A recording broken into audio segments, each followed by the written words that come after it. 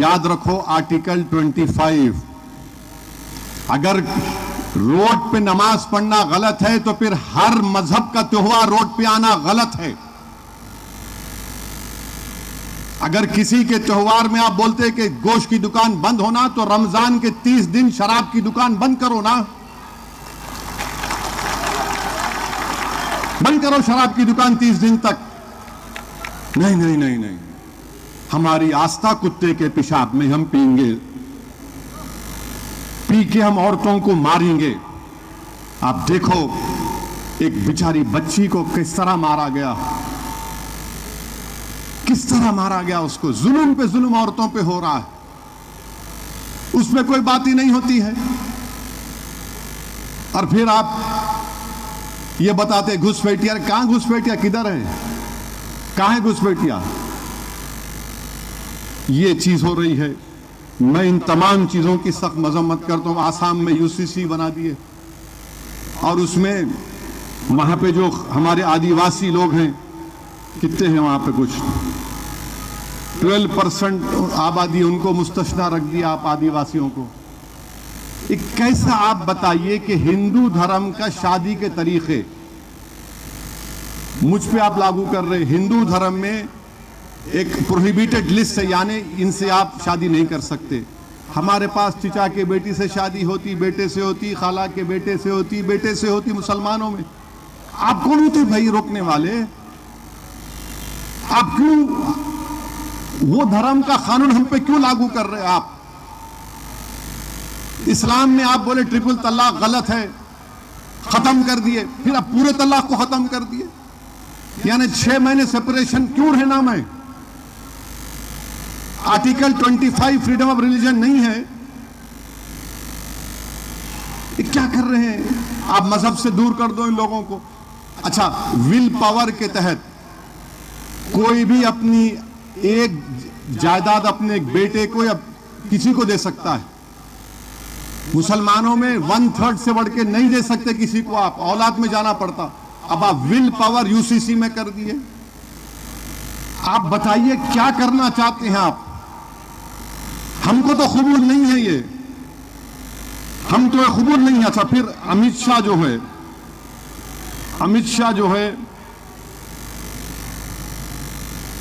दिल्ली में जनजातीय महाकुंभ किए आदिवासी लोगों का, उसमें पूरे मुल्क से आदिवासियों को, कबायली लोगों को बुलाए और उस जिस जलसे में अमित शाह तकरीर कर रहे थे, उसके बैनर पे लिखा था कि जो लोग अपने मजहब को छोड़ देते, अपने कल्चर को छोड़ देते, वो अपनी शनाख्त को खत्म कर देते।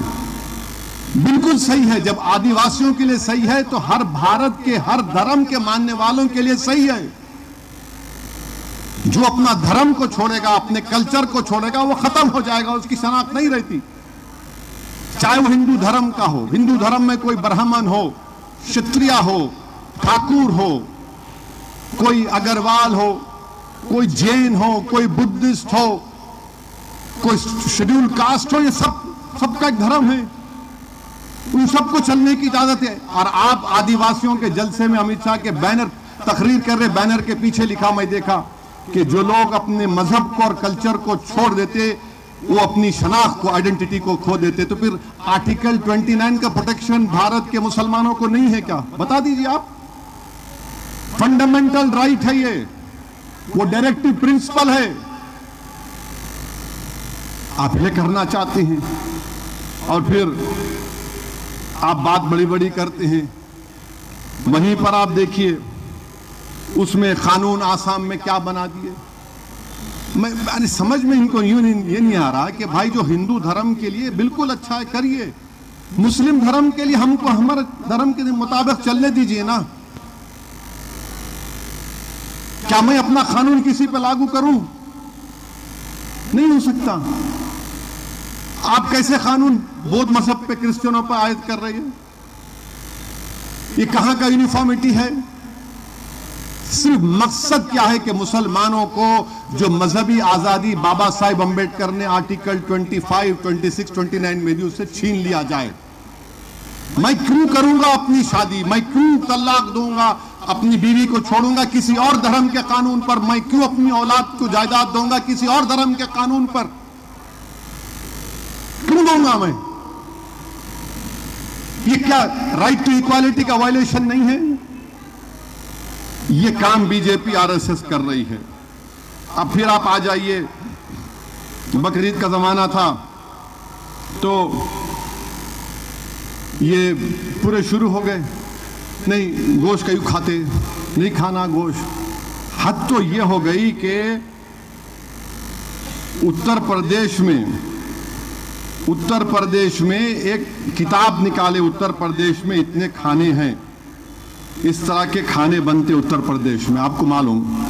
और वो खाने निकाले, 75 जिले उत्तर प्रदेश में हैं और 75 जिलों में एक किताब को निकाले।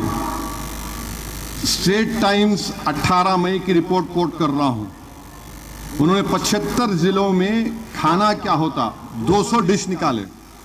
उत्तर प्रदेश की सरकार, आपको मालूम उसमें एक गोश्त की डिश नहीं है 75 जिले में, जबकि खुद हुकूमत का सर्वे यह बोलता है कि 53% लोग उत्तर प्रदेश में गोश्त खाते। 75 जिलों की गोश्त की खाने की, ये जिले में ये खाना रहता ना।